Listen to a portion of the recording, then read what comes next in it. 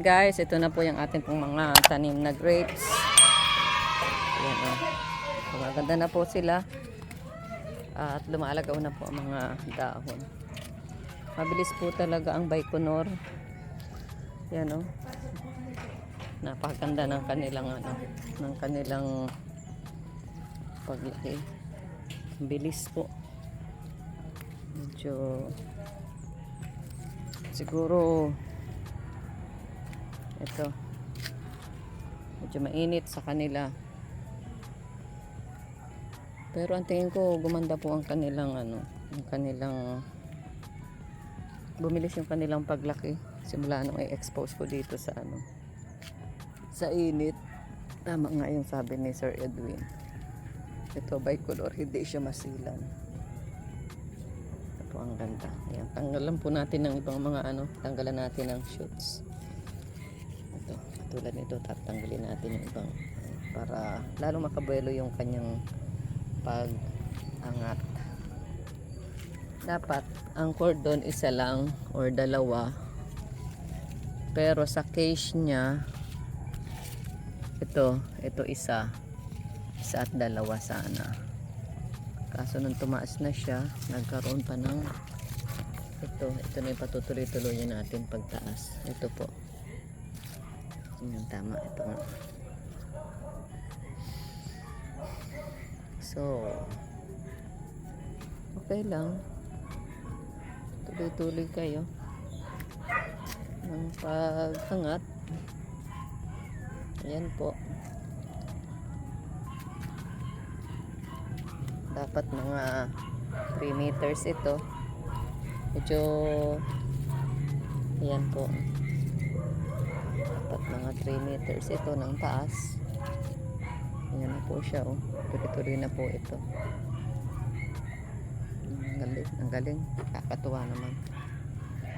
Ito yung bali itong puno. At yan, ginawa na rin po natin ang gapong Ayan.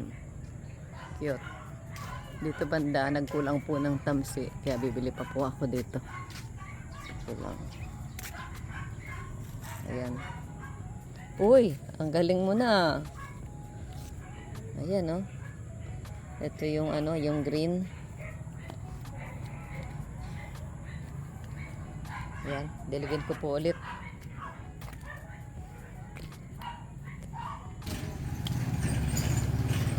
Ayan. Babasahin lang po natin ng kaunti kasi kaninang umaga. Nilig ko naman na sila kaninang umaga. Kaya lang, masyado pong mainit ngayong maghapon. Kaya diligin po natin ulit. Ganda yung ayan, yung pong presko.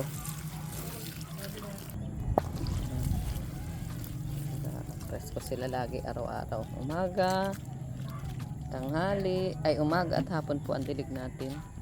Konti-konti lang naman po, yung mabasa lamang yung yung pong surface. Ito rin yung dalawa. Dalahin po natin doon sa farm ay sa kubo.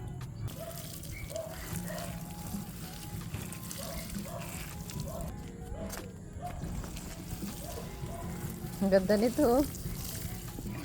Kakatuwa.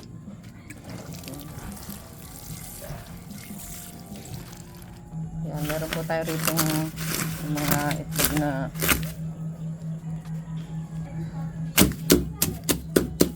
lalagay po natin doon.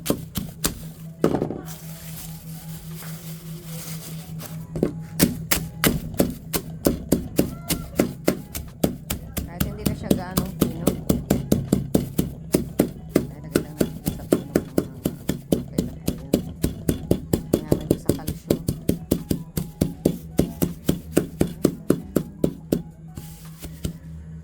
Lagay ko rito lahat kasi ito yung medyo na behind. Sasunod na lang yung iba. Ito yung Baikonur pero nahuli siyang pag maglaki gawa nung ito kasi yung may bunga. Kaya sabi ko nga mas maganda pala yung walang bunga. Para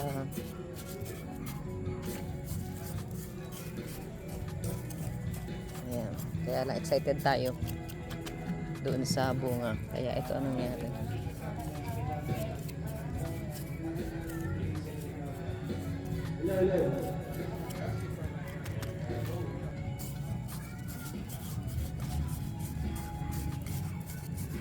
Para yung hangin ay karating dun sa ilalim, lalong sumigla po yung kanyang roots. Ganda na ng sanga niya, oh. Itong mga pinutol natin na dahon niya, pangharang po yan sa init, kaya dyan ko inilalagay para hindi agad matuyo ang lupa. Pero yung tubig hindi naman siya nag-i-stay doon sa roots. At meron naman po yung butas, may butas yung mga jars. Meron na po tayong in-order na chicken dung. Yung ganda na nung meron yatang may birthday sa kapitbahay. Yung nag-video ito. Ganda.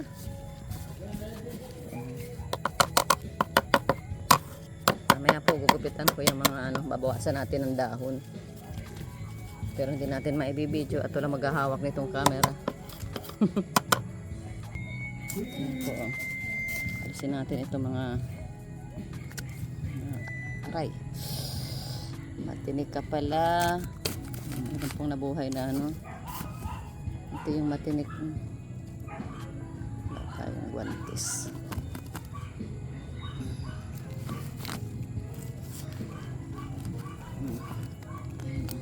Ito po yung matinik na na damo. Alisin natin yung mga damo kasi kaagaw pa yan ng kaagaw po yan ng taba. Kaagaw pa yan ng tanim natin kapag may damo. Bakit kaya tumutubo ay yung may matalas? Oops, sorry. Ito. Meron yung meron itong yung parang karayom, may tulis. Yan. Kahit hindi itinatanim ang damo, natubo. Hindi mo naman itinatanim pero nabubuhay. Ganda po, mga kalingap.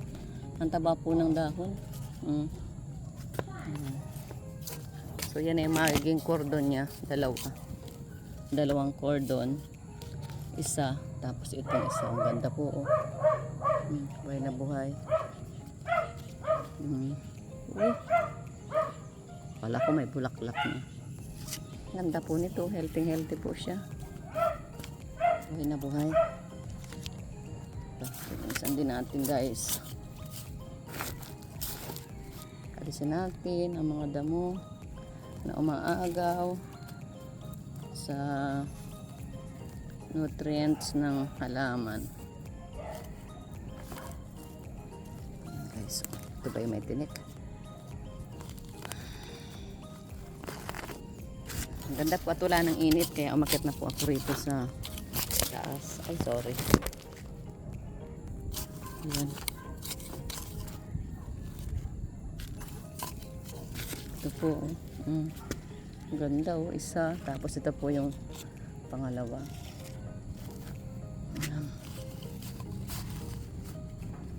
Alisin natin ang damo. Oops, grabe, taba mo na, inagawan mo yung grapes. Kaya pag di agad natin nalilinisan,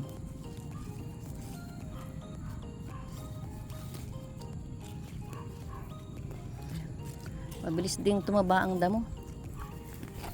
Hindi naman itinatanim pero nabuhay. Kaya nga damo. Ayan ang ating mga problema sa pagtatanim. Ang damo kusang tumutubo kahit hindi itinatanim. Ayan na, guys, oh.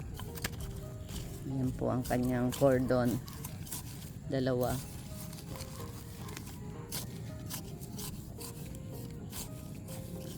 Akala ko mamamatay ito. Salamat at tumigil na po yung tag-ulan. Yan na po. Itong dalawa. Whoops. Bali tatlo pala ito. Ito. Bali tatlo pala.